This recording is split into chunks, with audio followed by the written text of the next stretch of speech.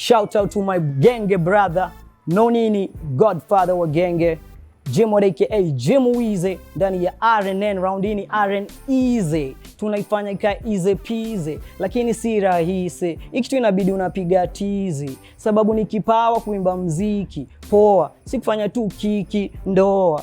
Mazena changamsha kama kahawa, na thanks aja kunigei power, hadi natoa hood kuingia neck of the hood toka Islando pale Deza, saitu unatesa uptown kize Jim aka Jim Wize. Anyway, tune in RNN.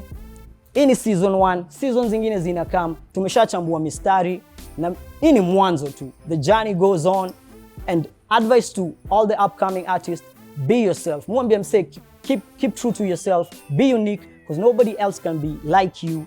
So keep your true self, and keep on appreciating your blessings, and tuendelee ku grow. Mimi na learn from the young guys, like the young guys learned from us. Yeah, maisha panda shuka. So big up to King of Genge Jua Kali, godfather of Genge. No nini, tuko hapa RNN. Atiani wameniita mimi ndo Prince of Genge, Jim aka Jim Wize. Still so many hats, madame hunita Mwize, Robin Hood wa mtaani. Nasanya madame wa hood na ubabini wanitamani. Kize, tulianza na under 18, sasa tuko over 18 kize.